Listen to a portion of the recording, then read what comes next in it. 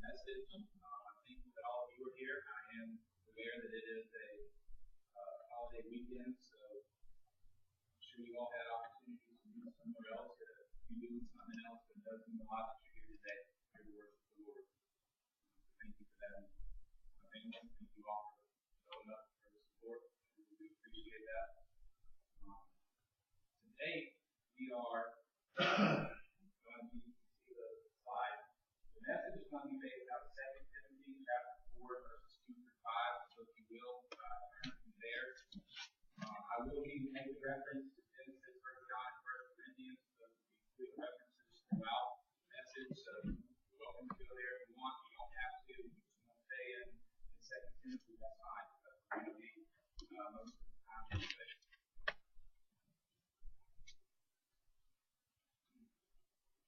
Fourth chapter, 2 Timothy, verses 2 through 5.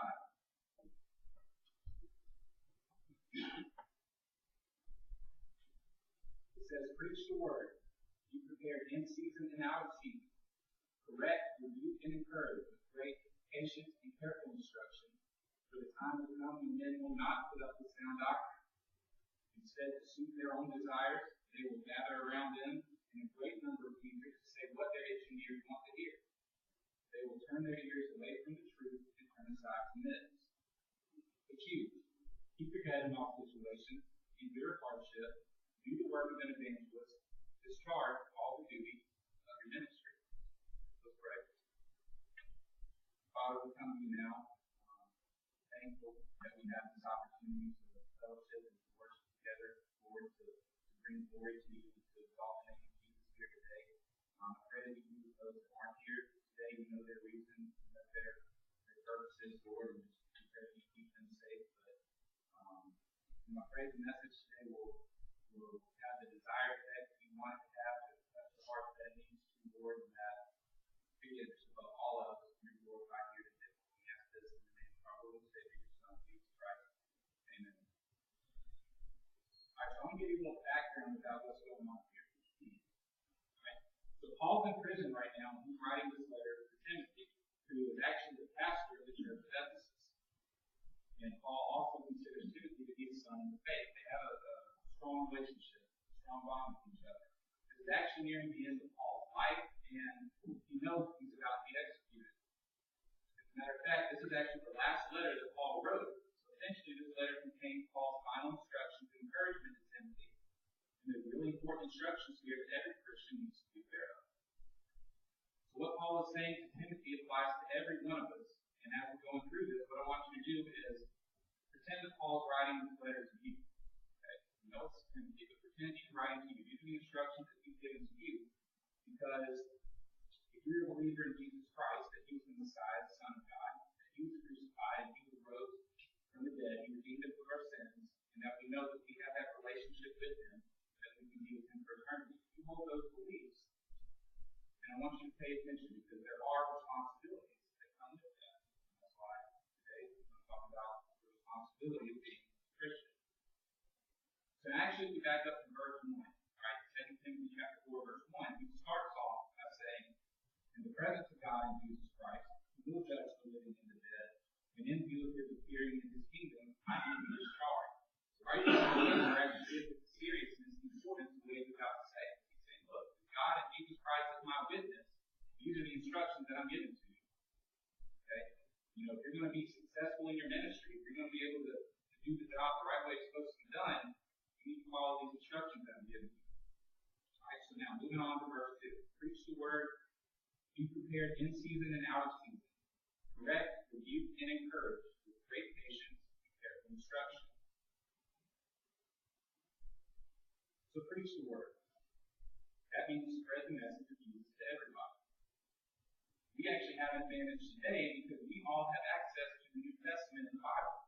Right? At the time that this was going on, the gospel, they either weren't yet written or they were just getting written to the point that even if they were written, they weren't able to make copies, print it, to distribute it to everybody. Okay? We have that advantage that we have it right here in the Bible. So there's really no excuse for us not to know the word well enough to tell everybody. Now, before we go any further, I want to be honest with you. I don't know my Bible as good as I should. I don't. That's the truth. I don't have an excuse got a Bible here? Look it up. Let me see. We've all got a Bible here. Yeah, most of us. Okay. So again, students who are getting that. No excuse. Okay. We all have our Bibles here in church with us, and I'm sure we have them at home too. But how many of us actually carry these Bibles around with us everywhere we go?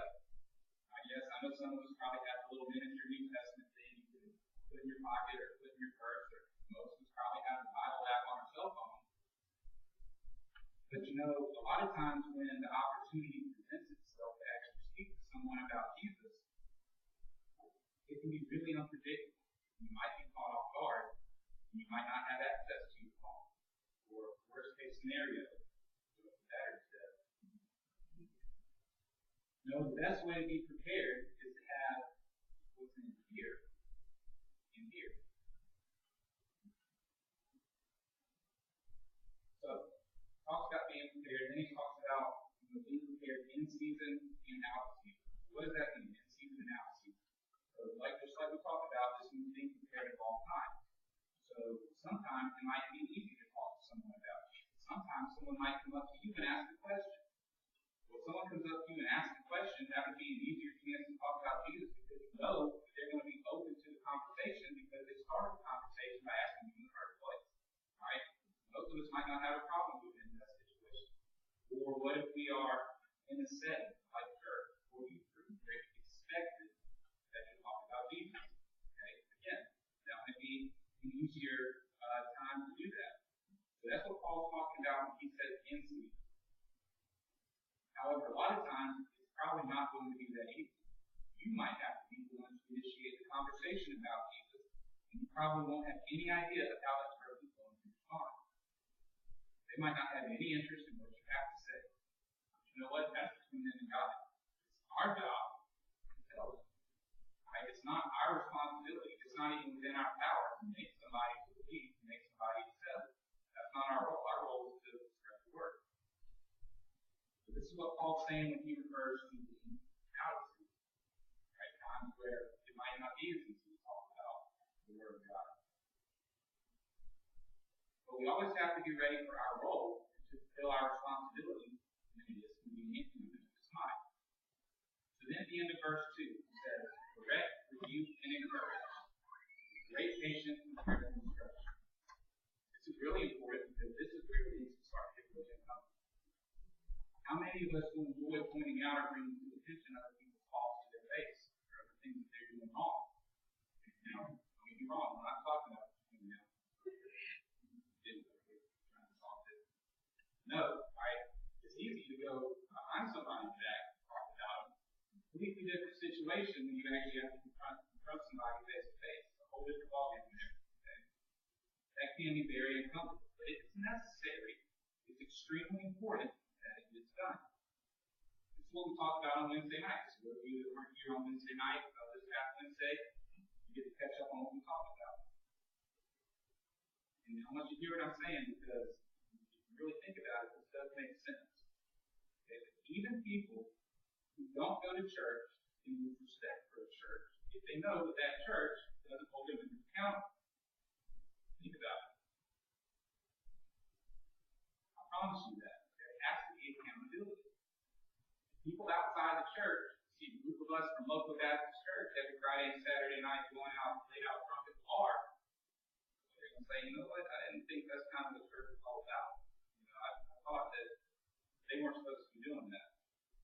And then when they see that group from Loco Baptist Church, they're probably going to lose respect for Loco Baptist Church. Right? There has to be accountability. But there's a correct way to do it. Don't forget that Paul tells us to correct and rebuke.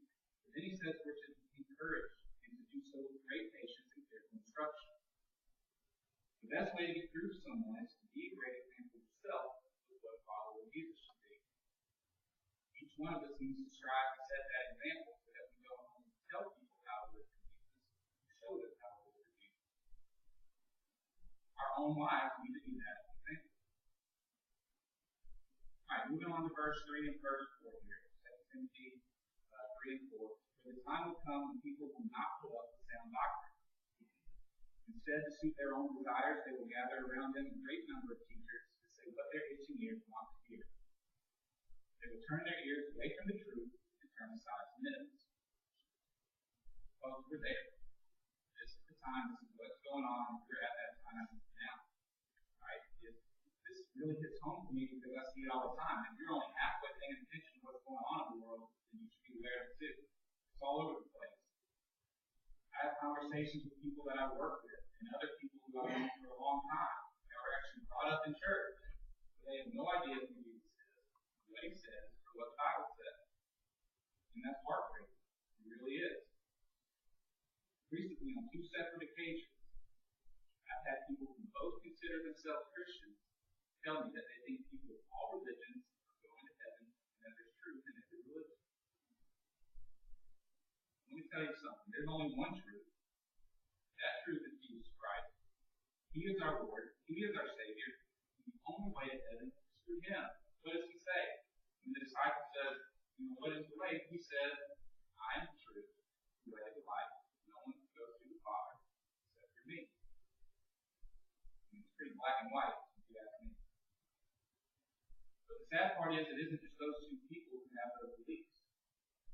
People are not putting up with sound doctrine anymore, just like Paul says.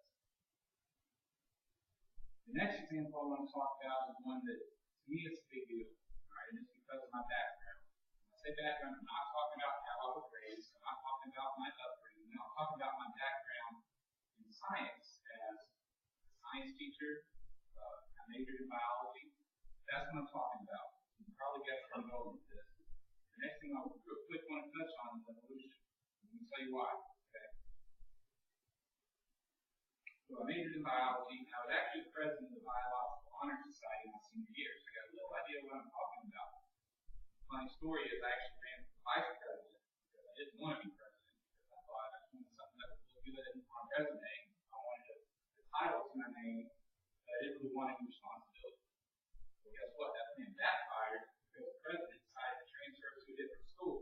So what's my job as vice president when the president leaves? I had to step up and take over. So that didn't work. There's probably another sermon in that somewhere down the road anyway about responsibility. But anyway, okay. So I actually have not encountered anything in science that's observable and that's important. Right? That's observable that causes me to question the existence of God or prove anything that the Bible says is wrong. But how often do scientists try to use evolution to prove that there is no God? It happens all the time. And what do you call something that isn't the truth?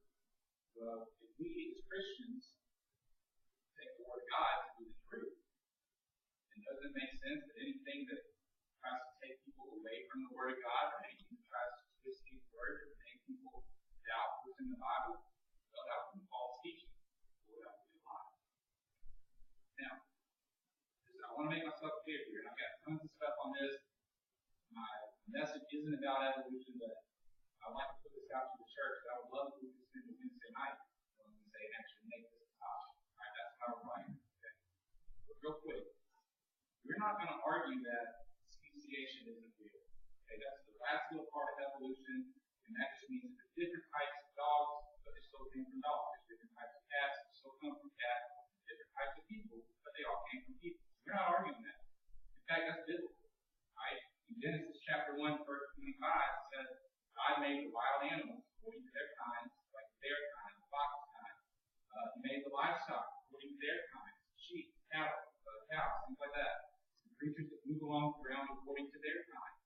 And God saw that it was good.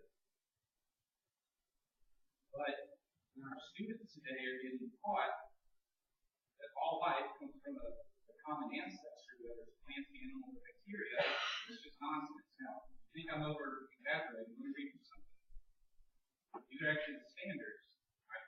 Standards for high school biology students in the state of Florida. Listen to this. Standard 1. Trace the history of the theory.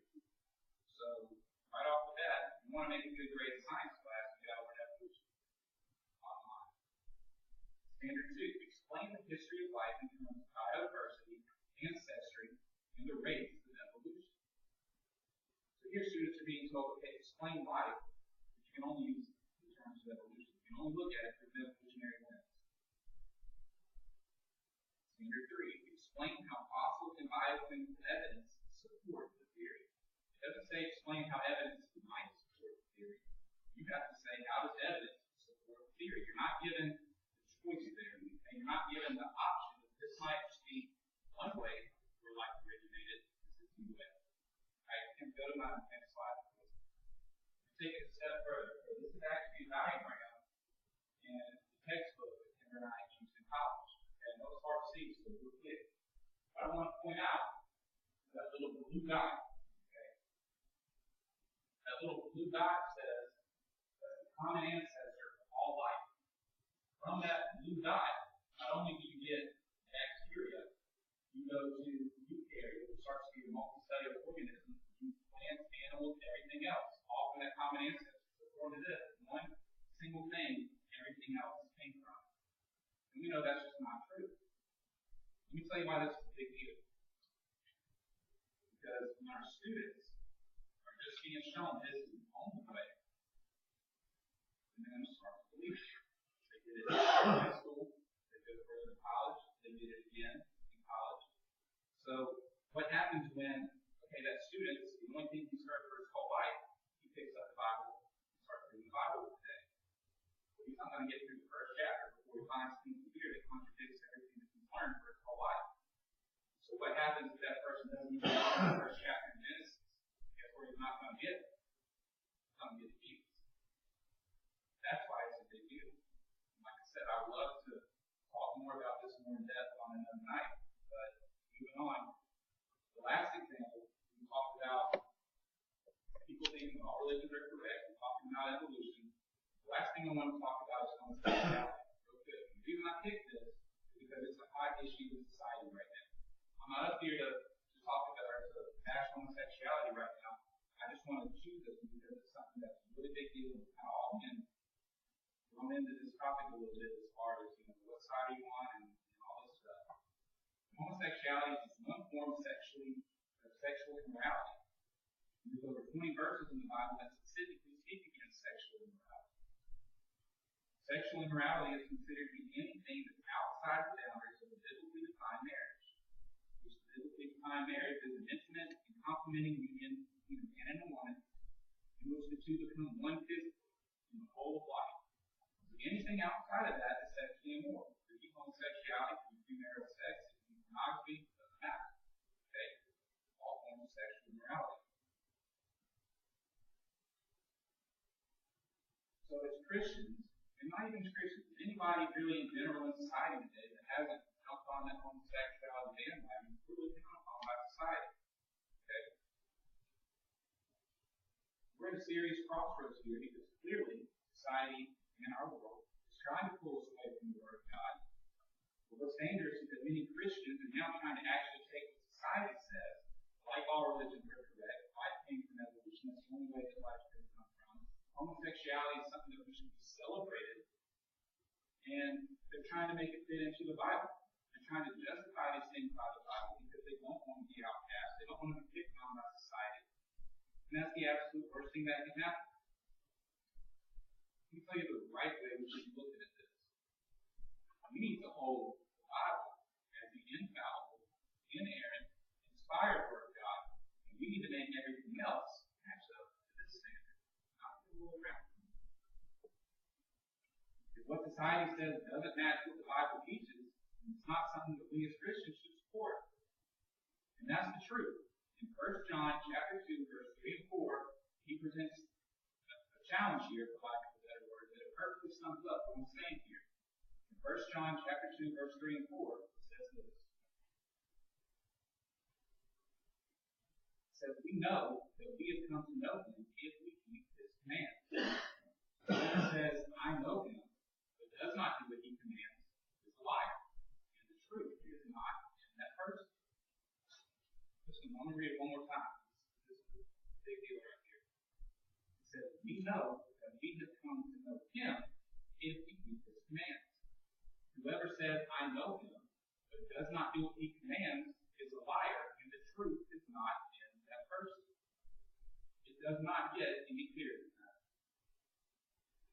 We cannot compromise what the Word of God says, because if we do, we're liars, and we don't know the truth anymore. It's a slippery slope, because if you start to allow some compromise, And it can quickly snowball until the truth is buried on your lives and it won't even be recognized anymore.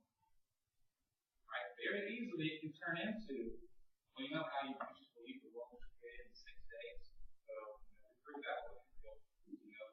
It takes Earth's been here for billions of years, it takes millions of years for life to form, and that's silly now.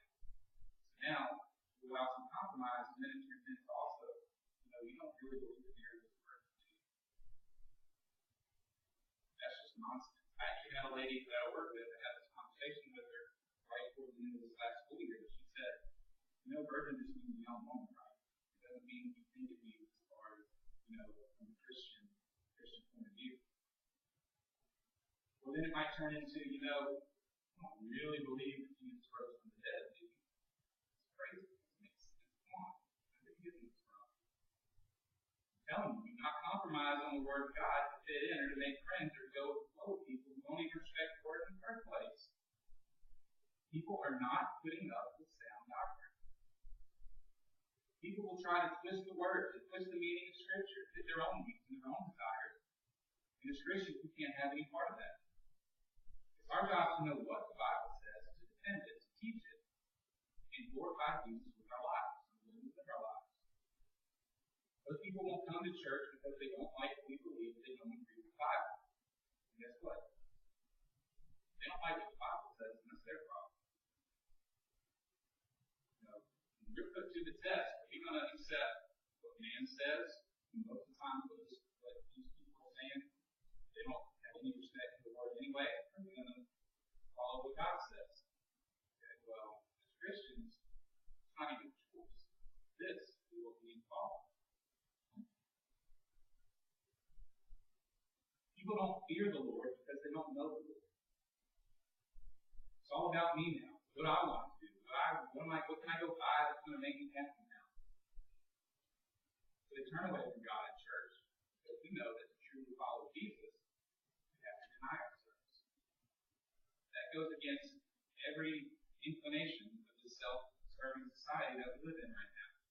People just aren't interested in following God's Word. I had another conversation with someone who told me that it would just be so much easier to believe in God if he would just perform miracles like he used to. Why won't he physically talk to us like he did in the Old Testament? Why won't he perform those awe-inspiring miracles like he did for Moses, Elijah, and David? Guess what? I think that he's actually given us the greatest miracle of all. And that his Holy Spirit is here with us now as our comforter, our leader. He gives us encouragement, he guides us, and he never leaves us. We talked here before about different ways that the Old Testament, that the Holy Spirit is used in the Old Testament versus the New Testament. In the Old Testament, God would send the Holy Spirit to complete a specific task. As soon as that task was completed, he would go back. Okay, well, in the New Testament, we know that as Jesus left earth, he sent the Holy Spirit. The Holy Spirit is here with us now, living inside of us as believers. Okay? Back then, it didn't stay with the people like it does today. So again, I want to say we have a much greater advantage today than the people back in the Old Testament because we do have the Holy Spirit. Now, I'm reading a book right now, and it's called Not a Fan. Right? That's kind of the subtitle of my message today. But it's written by a guy named Kyle Island, and he is a preacher of the church in Kentucky. And what he does is he splits up people into two groups. Okay? Are you a fan of Jesus? Fan of Jesus, when someone says, Jesus is cool, I like what Jesus says, I'm on board with that, that's good. Matter of fact, I might even select Jesus' vision. I'm in my car. Good stuff. But we know that a fan is someone who stays in the bleachers, someone that doesn't actively participate, somebody that's not in the game. Right? Follower is much more than that. Follower is someone who has dedicated their life to Jesus. They can't help but glorify Jesus and do what he says. And that's what makes them happy, is following Jesus. They're in the game, all right? And they're in the game all the time. So fan versus follower.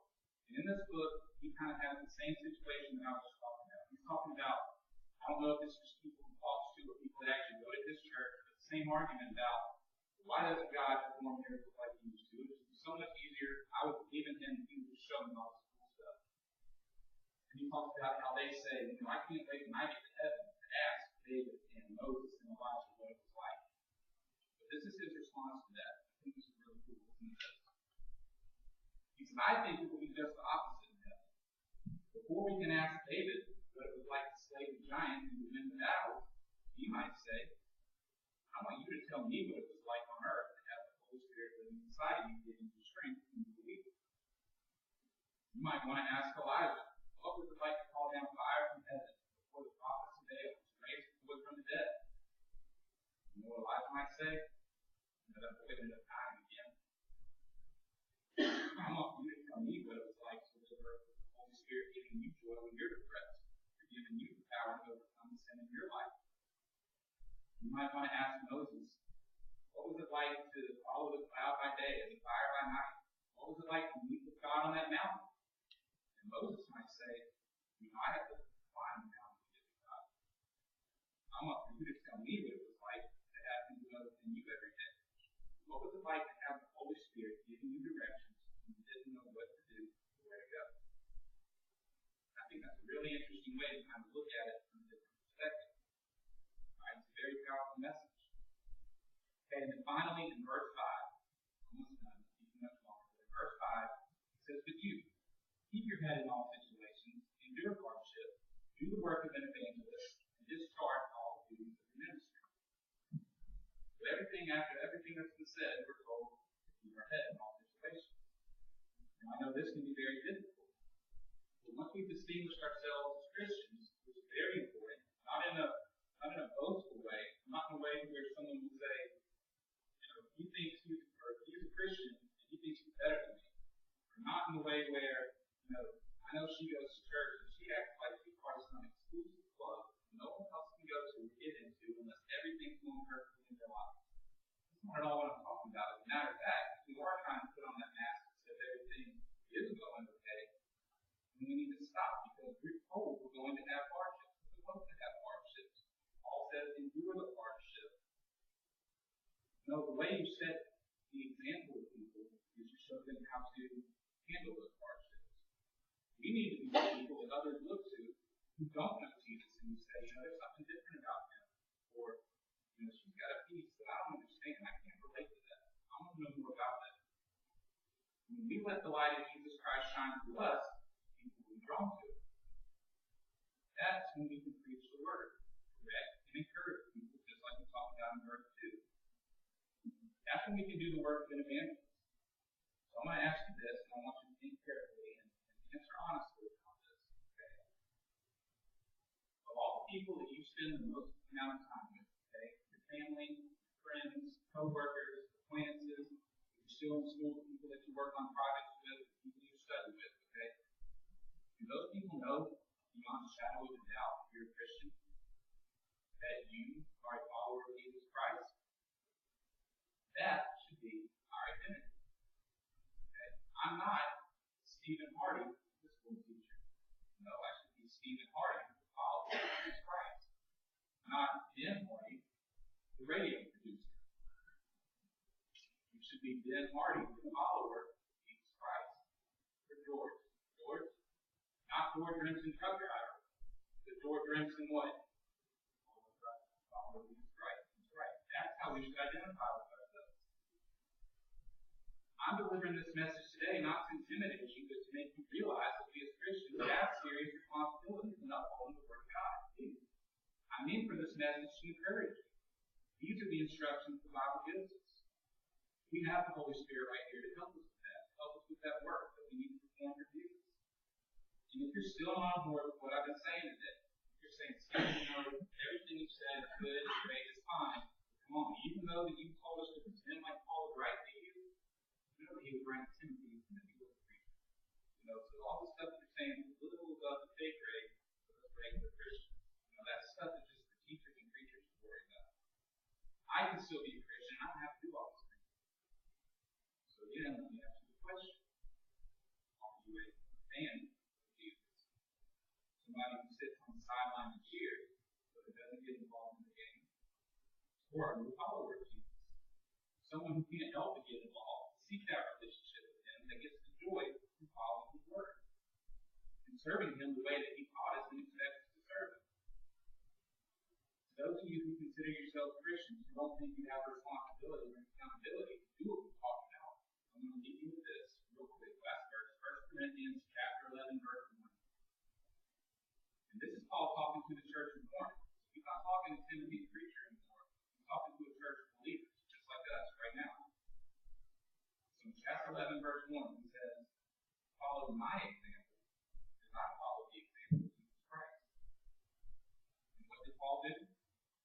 Paul was always prepared to preach the word, always ready to correct, rebuke, and encourage with patience and careful instruction. He was always able to keep his head together and find growth for this situation. And he endured hardship and evangelized and spread the word. And you know why Paul was able to do this? Because he is a follower of Jesus Christ, just like we should be. And we need to follow that example that Jesus has set for all of us to follow. Let's pray. Father, again, I want to thank you for this opportunity to be in your house, Lord, and to worship you and to grow in your word. And it is a 4th of July weekend, so I do want to pray for our country and the future of our country, Lord. Please be with the leaders and be with them in their decision-making process. But ultimately, Lord, we pray that you will guide in all situations. And I pray that this message has had an impact on people listening to it, Lord. And as we go out into the world, let us be that example to you. Let us exalt you this name. Let us glorify you, Lord. And we do that with all in one holy and precious name, our Lord and Savior Jesus